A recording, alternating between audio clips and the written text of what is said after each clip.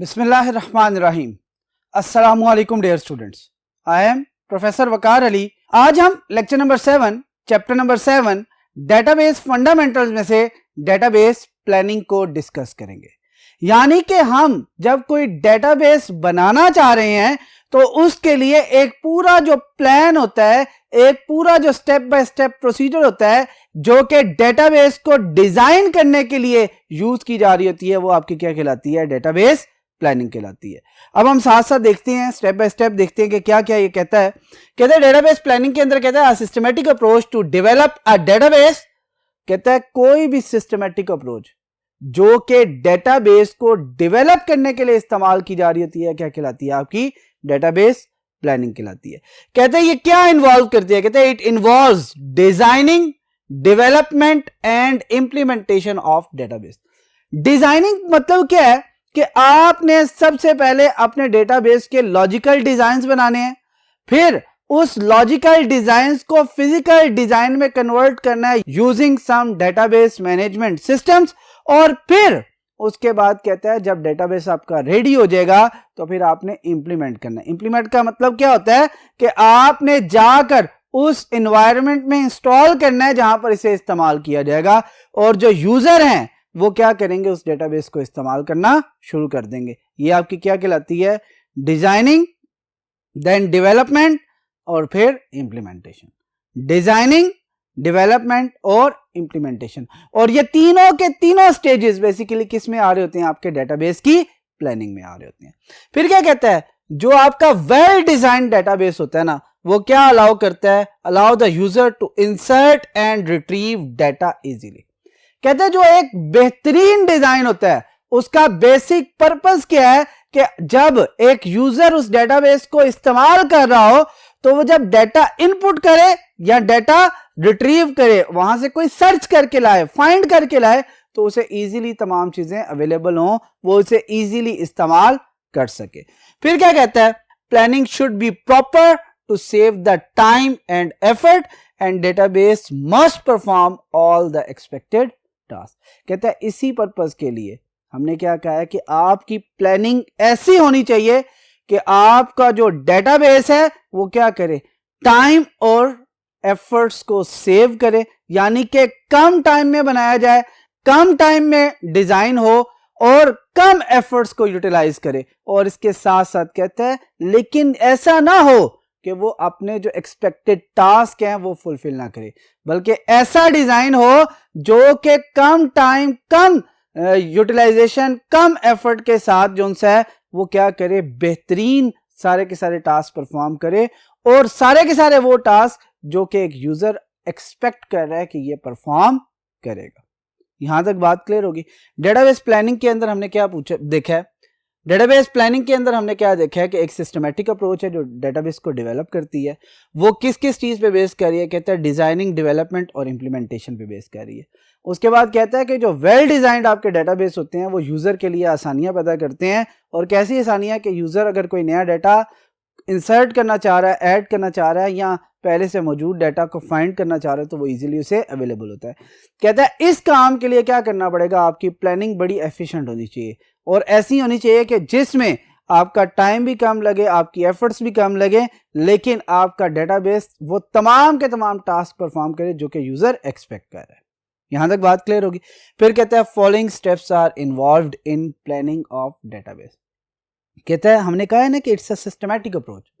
कहते हैं ना, हमने कहा है ना कि ये एक सिस्टमैटिक अप्रोच है, और सिस्टमैटिक अप्रोच का मतलब क्या होता है कि कोई ना कोई प्रोसीजर होगा जिसको हम फॉलो करेंगे, कुछ स्टेप्स होंगे जिनको फॉलो करेंगे तो हम क्या कर रहे होंगे? डेटाबेस जो है वेल डिजाइन कर रहे होंगे। बात क्लियर हुई। और कहते हैं उसमें कौन कौन से आपके स्टेप्स इन्वॉल्व है? सबसे पहले प्रॉब्लम आइडेंटिफिकेशन और डेफिनेशन, यानी कि उस प्रॉब्लम को आइडेंटिफाई करना या डिफाइन करना जिसके लिए आप डेटाबेस बना रहे हैं। सेकंड क्या है? फिजिबिलिटी स्टडी, बहुत इंपॉर्टेंट है। इधर this project, this database designing is feasible और नॉट। अब ये डिफरेंट लेवल्स पे जाके देखेंगे फिजिबिलिटी के अंदर क्या क्या चीजें स्टडी की जा रही होती हैं। फिर रिक्वायरमेंट एनालिसिस, कौन कौन सी रिक्वायरमेंट्स है जिनको फिल करना है। फिर आइडेंटिफाई करनी है एंटिटीज एंड एट्रीब्यूट्स, यानी कि उस डेटाबेस के अंदर कौन कौन सी एंटिटीज इन्वॉल्व होंगी और उन एंटिटीज के कौन कौन से एट्रीब्यूट्स इन्वॉल्व होंगे। और लास्ट में हम क्या करेंगे, हमने असाइन करने हैं नेम्स किसके, टेबल्स के और कॉलम्स के या एट्रीब्यूट्स के, जो कि किसी न किसी टेबल के अंदर इन्वॉल्व हो रहे होंगे। यहां तक हमारी डेटाबेस प्लानिंग का जो इनिशियल इंट्रोडक्शन है वो क्या हो जाता है, कंप्लीट हो जाता है। अब ये जो स्टेप्स हैं जो कि हमने सिर्फ अभी एनलिस्ट किए हैं कि कौन कौन से हैं, इनको वन बाय वन डिस्कस करते हैं और इसके लिए हम मूव करते हैं टुवर्ड्स नेक्स्ट। जी रे स्टूडेंट्स, अब बात करते हैं हम फर्स्ट स्टेप की जो कि आपका प्रॉब्लम आइडेंटिफिकेशन या प्रॉब्लम डेफिनेशन के वजह से। क्या कहता है this step is used to identify the nature and scope of the problem to be solve. कहता है जो प्रॉब्लम सॉल्व करनी है, यानी कि जिस प्रॉब्लम के अगेंस्ट डेटाबेस बनाया जा रहा है, आपने उसमें दो चीजें देखनी है कि उसकी नेचर क्या है, ठीक है, और दूसरा उसका स्कोप क्या है। फॉर एग्जाम्पल देता हूं, मैं कहता हूं we are going to design a database for the student management system. अब बजाहिर क्या नजर आ रहा है, स्टूडेंट को मैनेज करना है, लेकिन अगर स्कोप को देखें तो कहते हैं जब स्टूडेंट को मैनेज करना है तो इसका मतलब है टीचर्स भी इन्वॉल्व होंगे, इसका मतलब है फीसिस भी इन्वॉल्व होंगे, इसका मतलब है कोर्सेज भी इन्वॉल्व होंगे।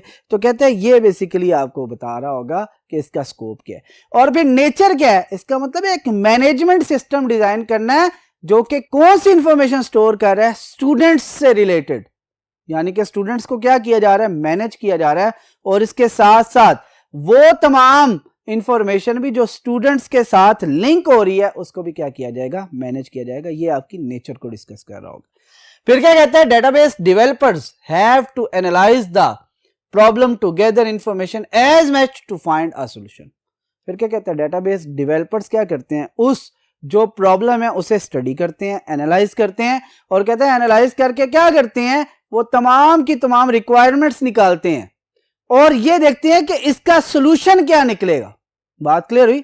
एनालाइज करने का क्या मतलब है, ताकि हम उसका सोल्यूशन बता सकें।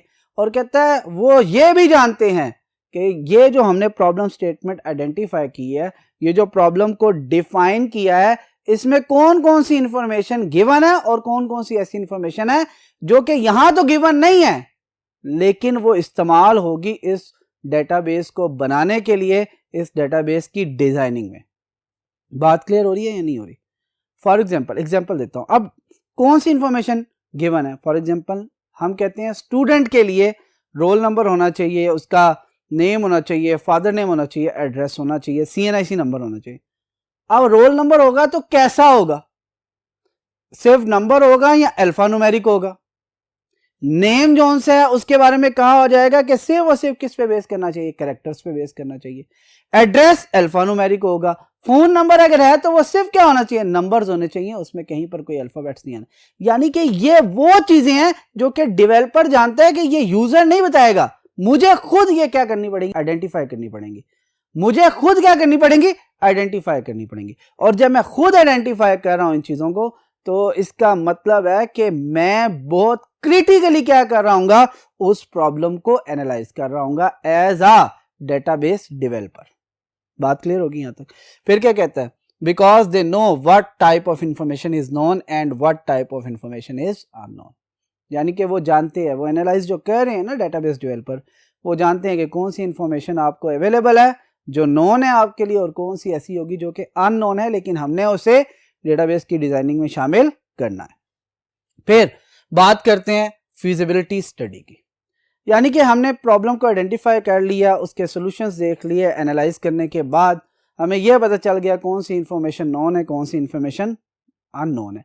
अब हम दूसरे स्टेप में क्या करेंगे, फिजिबिलिटी स्टडी को अप्लाई करेंगे। अब फिजिबिलिटी स्टडी क्या है, कहता है use to find one or more solution and also suggest the most desirable and economical solution. हम जब भी फिजिबिलिटी की बात करते हैं ना, उसमें सबसे मेजर जो चीज होती है वो क्या होती है, आपकी इकोनॉमिक सिचुएशन, इकोनॉमी। यानी कि हम बात क्या करेंगे कि जहां पर भी फाइनेंस इन्वॉल्व होगा उसकी इंफॉर्मेशन हमें सबसे पहले चेक करनी। फॉर एग्जांपल हमने कहा जी डेटाबेस बनाया जा सकता है, बन भी जाएगा, अच्छा ये 3 माह में भी बन जाएगा, कोई मसला नहीं, लेकिन कहां पे प्रॉब्लम आ रही है, कहते 3 माह में अगर हमने बनाना है तो हमें क्या करना पड़ेगा, काम ज़्यादा करवाना पड़ेगा, ज़्यादा मैन पावर यूटिलाइज करनी पड़ेगी, उनको सैलरीज पे करनी पड़ेगी, उनको जो भी आपके अगेंस्ट उसकी पेमेंट्स है वो करनी पड़ेंगी। अब जब पेमेंट्स करनी पड़ेंगी तो आपका बजट क्या होगा, इंक्रीज होगा। वो पता चले कि जो आपका प्रोजेक्ट जितने में फाइनलाइज हुआ है उससे ज़्यादा तो क्या हो रहा है, इसके ऊपर इसकी डेवलपमेंट में जो उनसे फाइनेंस इस्तेमाल हो जाएगा, तो इसका मतलब है ये प्रोजेक्ट आपके लिए फिजिबल नहीं है। लिहाजा फिजिबिलिटी स्टडी क्या करती है, कहता है वो क्या करेगी, सबसे पहले ये देखेगी कि इसके कौन कौन से सोल्यूशन है जो प्रॉब्लम्स हमने ऊपर एनालाइज कर ली है, और कहता है उन प्रॉब्लम्स के सोल्यूशंस में से सबसे बेहतरीन सोल्यूशन कौन सा है और जिसमें सबसे कम खर्च आ रहा है वो सोल्यूशन ये क्या करेंगे, आइडेंटिफाई करके आपको देंगे। अब वो कैसे होगा, कहते हैं उस फिजिबिलिटी स्टडी के कुछ स्टेप्स हैं। सबसे पहले क्या करते हैं, प्रॉब्लम को इन्वेस्टिगेट करते हैं, फिर क्या करते हैं, तमाम के तमाम उसके जो पॉसिबल सॉल्यूशंस है वो फाइंड करते हैं। कहता है फिर उन तमाम के तमाम पॉसिबल सॉल्यूशंस की फिजिबिलिटी को स्टडी करते हैं, बात क्लियर हुई, डिटरमिन करते हैं। फिर कहता है हर जो सॉल्यूशन है उसके जो डिफरेंट इश्यूज हैं उनको क्या किया जाता है, लिस्ट डाउन किया जाता है, और एट द एंड एक फिजिबिलिटी रिपोर्ट बना दी जाती है जिसके अंदर यह बताया जाता है कि जी ये तमाम सॉल्यूशन एग्जिस्ट करते हैं, हर एक के साथ जो जो प्रॉब्लम्स हैं वो भी लिस्ट डाउन कर ली हैं, लेकिन फिर भी हमारा इनमें से फॉर एग्जांपल सॉल्यूशन 3, 4, 5 में से 4 नंबर सॉल्यूशन जो सा है वो क्या है, दी बेस्ट है। क्यों, क्योंकि वो तमाम के तमाम रिक्वायरमेंट्स को भी फुलफिल कर रहा है, उसमें फॉर एग्जांपल इश्यूज भी क्या आ रहे हैं, कम आ रहे हैं, और वो हमारी इकोनॉमिक ग्रोथ के लिए भी बहुत ज्यादा बेहतर है। तो कहते हैं इस तरह आप क्या करेंगे, फिजिबिलिटी स्टडी हो जाएगी कि आपने जब प्रॉब्लम को इन्वेस्टिगेट किया, उसके सॉल्यूशंस लिखे, उन सॉल्यूशंस के प्रॉब्लम्स लिखे, उनमें से बेस्ट वन को सिलेक्ट किया, तो आप एट द एंड क्या करते हैं, एक रिपोर्ट जनरेट कर देते हैं जिससे ये पता चल जाता है कि ये आपके लिए फिजिबल है या नहीं है। यहां तक बात क्लियर होगी। 2 स्टेप्स यहां तक हमारे कंप्लीट हो गए। एक, जब हमने प्रॉब्लम आइडेंटिफिकेशन और डेफिनेशन की बात की थी कि हम प्रॉब्लम को क्या करते हैं, स्टडी करते हैं, डिफाइन करते हैं क्लियरली, और फिर जो आपके डेवलपर्स होते हैं उसको एनालाइज करते हैं कि कौन कौन सी रिक्वायरमेंट्स नोन है, कौन कौन सी रिक्वायरमेंट्स अननोन है, ताकि हम बेहतर से बेहतर सोल्यूशन को फाइंड आउट कर सकें। ये सबसे मेन चीज था। यहां तक बात क्लियर होगी। अब हम मूव करते हैं टुवर्ड्स नेक्स्ट बोर्ड और जो रिमेनिंग आपके स्टेप्स हैं उनको डिस्कस करते हैं। जी डियर स्टूडेंट्स, अब हम बात करते हैं थर्ड स्टेप के हवाले से। थर्ड स्टेप क्या कहता है, कहता है रिक्वायरमेंट एनालिसिस की बात करें, यानी कि हमने क्या करना है, हमें जो प्रॉब्लम्स मिली थी, जो सॉल्यूशंस मिला था, हमने उन प्रॉब्लम्स को डीपली अंडरस्टैंड करना है। अब डीपली क्यों अंडरस्टैंड करना है, ताकि हम मैक्सिमम रिक्वायरमेंट्स को क्या कर सके, रिट्रीव कर सके। क्योंकि जितनी फाइन आपकी और जितनी क्लियर रिक्वायरमेंट्स आपकी आइडेंटिफाई होंगी, उतना ही बेहतरीन आपका क्या बनेगा, डेटाबेस बनेगा। अब यहां पे क्या कहता है step use to understand the problem in detail and determine the actual requirement of the system. वही बात कि आपने अपनी प्रॉब्लम को क्या करना है, डीपली स्टडी करना है, अंडरस्टैंड करना है, और उसकी जितनी भी रिक्वायरमेंट्स है उन्हें क्या कर लेना है, फाइंड आउट कर लेना है। फॉर एग्जाम्पल उसने बात की है, हम रिक्वायरमेंट एनालिसिस करते हैं किसका, स्टूडेंट मैनेजमेंट सिस्टम का। स्टूडेंट मैनेजमेंट सिस्टम की अगर हम बात करें तो इसमें क्या करना है, हमने इसकी रिक्वायरमेंट्स को एनालाइज करना है। कैसे, अगर हम आम रूटीन में देखें तो हम कहें अच्छा यार स्टूडेंट टीचर ये वो चीजें हैं, लेकिन ओरिजिनली किस तरह स्टडी की जाएगी, क्या रिक्वायरमेंट एनालिसिस किया जाएगा, वो क्या क्या है वो देखिएगा, स्टेप्स में लिखा हुआ है। फॉर एग्जांपल नंबर 1 पे लिखा हुआ है एंटिटीज हमने फाइंड आउट करनी है। वो कौन कौन सी हो सकती हैं, स्टूडेंट हो सकती है, टीचर हो सकती है, फी हो सकती है, कोर्सेज हो सकती है, एटसेट्रा। इसके अलावा और बहुत से एंटिटीज हो सकती है। फिर क्या कहता है, हमें यह बताना है कि टोटल नंबर ऑफ टेबल्स कितने बनेंगे और हर टेबल के अंदर एट्रीब्यूट्स कौन कौन से होंगे। ये क्या कह रहे हैं, number of tables required then fields required in each table. 2 चीजें फिर होगी। फिर क्या कहता है, इनमें से बताएं जो फील्ड्स हैं उनमें से की फील्ड कौन सी होगी जो कि प्राइमरी की बनेगी। फिर आगे क्या कहता है, कहता है आप ये बताएं कि जो आपने फील्ड्स रखी हैं उनकी डाटा टाइप कौन सी होगी, वो किस किस्म के डाटा को क्या करेंगे, अपने पास स्टोर करेंगे। फिर कहता है कि जी आपने डिफरेंट जो टेबल्स हैं उनके दरमियान रिलेशनशिप की बात करनी है। फिर क्या डाटा आपने डायरेक्ट टेबल्स में इनपुट करना है, नो, फिर हमने क्या करना है, फॉर्म्स से इनपुट करवाना है। लिहाजा कितने नंबर ऑफ फॉर्म्स यूज होंगे, किस किस फॉर्म्स को हमने इस्तेमाल करना है, उसकी बात करेंगे। फिर कहता है क्यूरीज हम जब यूज करेंगे तो कौन कौन सी क्यूरीज यूज करेंगे, डाटा को सिर्फ हमने क्या करना है, रीड करके लाना है, या कुछ ऐसी क्यूरीज भी होंगी जो कि मॉडिफाई के लिए जो कि आपके डिलीट के लिए, जो कि आपके नए रिकॉर्ड्स को ऐड करने के लिए इस्तेमाल की जा रही होंगी। ये सारी क्यूरीज की बात की जा रही होगी। और एट द एंड जो सबसे मेन है, कहता है डेटाबेस के एंड पे हम क्या करते हैं, कोई ना कोई रिपोर्ट्स भी जनरेट करवा रहे होते हैं। फॉर एग्जांपल हम ये स्टूडेंट मैनेजमेंट सिस्टम की बात करें तो अगर स्टूडेंट है, कोई कोर्स पढ़ रहा है, टीचर उसे पढ़ा रहा है, एग्जाम्स होंगे तो एग्जाम्स की रिपोर्ट्स भी तो बनेंगी ना।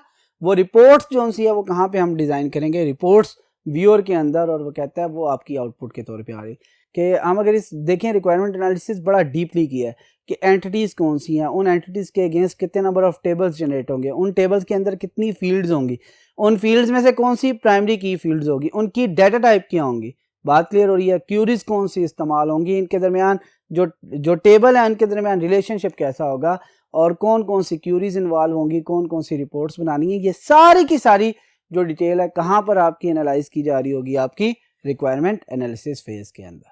यहाँ तक बात क्लियर होगी। फिर कहता है इसके बाद का जो नेक्स्ट स्टेप है वो क्या कहता है, आइडेंटिफाई करे एंटिटीज एंड एट्रीब्यूट्स। क्या करना है, अब एंटिटीज फाइंड आउट करनी है, आइडेंटिफाई करनी है, और एट्रीब्यूट्स।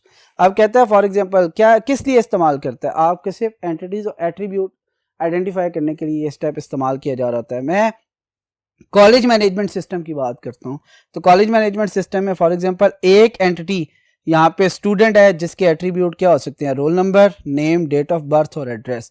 एक एंटिटी आपकी टीचर है, teacher ID, teacher name, last degree. इसके अलावा कोर्स हो सकती है, फी हो सकती है, या और बहुत सी एंटिटीज जो कि इस सिस्टम के अंदर इन्वॉल्व होती हैं वो सारी की सारी की जा सकती हैं। अभी मैंने क्या किया है, सिर्फ दो एंटिटीज लिखी हैं ताकि हम समझ सकें। जैसे कि स्टूडेंट कॉलेज मैनेजमेंट का एक बहुत बड़ा हिस्सा है, ठीक है। टीचर बहुत बड़ा हिस्सा है, इसलिए मैंने स्टूडेंट और टीचर को भी ले लिया। और स्टूडेंट के एट्रीब्यूट में roll number, student name, date of birth और एड्रेस लिखा है। टीचर के अंदर टीचर आईडी, टीचर नेम और लास्ट डिग्री उसकी नोट डाउन कर ली है। यानी कि एंटिटी भी आइडेंटिफाई कर ली है और उसके साथ साथ एट्रीब्यूट भी। अब जरा यहाँ पे एक चीज और देखिएगा, मैंने एट्रीब्यूट के साथ साथ वो एट्रीब्यूट जो कि प्राइमरी की के तौर पे इस्तेमाल होगा उसे अंडरलाइन भी कर दिया है ताकि ये बताया जा सके कि this attribute work as a key attribute, ठीक है। फिर कहता है जब एंटिटीज और एट्रीब्यूट्स आइडेंटिफाई हो चुके हैं तो फिर फिफ्थ स्टेप में हमने क्या करना होता है, असाइन करना होता है नेम्स, किसको, टेबल्स को और कॉलम्स को। कहते हैं याद रखिए सबसे पहली बात, कहते हैं जितनी भी एंटिटीज होती हैं वो किस में चेंज हो जाती हैं, आपके टेबल्स के अंदर, और जो उसके एट्रीब्यूट्स होते हैं वो बेसिकली किस में कन्वर्ट हो जाते हैं, कॉलम्स ऑफ दैट टेबल। अब ये जरा गौर कीजिएगा, फॉर एग्जांपल एक एंटिटी यहां पर हमने आइडेंटिफाई की थी, वो कौन सी थी, स्टूडेंट। उसके एट्रीब्यूट क्या थे, roll number, student name, date of birth और एड्रेस। यहां पर उसने कहा हमने क्या किया, एंटिटीज को कन्वर्ट कर दिया टेबल के अंदर और एट्रीब्यूट्स को किस में कर दिया, कॉलम्स के अंदर। ये फर्स्ट एंटिटी जो स्टूडेंट है, मैंने क्या किया इसमें, roll number, student name, date of birth और एड्रेस, ये आपकी चार एट्रीब्यूट्स को चार कॉलम में चेंज कर लिया है। और ये पूरा का पूरा जो टेबल है ये किसका बन रहा है, बेसिकली स्टूडेंट का। क्यों, क्योंकि ये स्टूडेंट की इंफॉर्मेशन अपने पास कंटेन कर रहा होता है। यहां तक बात क्लियर होगी। यानी कि 5 स्टेप जब कंप्लीट हो जाते हैं ये, तो याद रखिएगा ये सारा का सारा जो आपका डेटाबेस है ये प्लान्ड हो चुका होता है। बात क्लियर होगी। आज का जो हमारा टॉपिक था वो डेटाबेस प्लानिंग से रिलेटेड था, जिसके बारे में हमने बात क्या की है कि ये सिस्टमैटिक अप्रोच है टू डेवलप अ डेटाबेस। इसके 5 डिफरेंट स्टेप्स थे, जिसमें हमने प्रॉब्लम आइडेंटिफिकेशन की बात की, फिर हमने फिजिबिलिटी स्टडी की बात की, फिर हमने बात की रिक्वायरमेंट एनालिसिस की, उसके बाद हमने बात की आइडेंटिफाई एंटिटीज एंड एट्रीब्यूट्स की, और लास्ट में हमने कहा कि वही आपके जो उनसे एंटिटीज और एट्रीब्यूट्स हैं उनको टेबल्स और फील्ड्स में कन्वर्ट करके उनको नेम असाइन कर दिए जाए। यानी कि assign names to tables and attributes. यहां तक बात क्लियर होगी। उम्मीद है कि आज का लेक्चर आपको समझ आ चुका होगा। इंशाल्लाह नेक्स्ट लेक्चर में आपसे फिर मुलाकात होगी। अल्लाह हाफिज।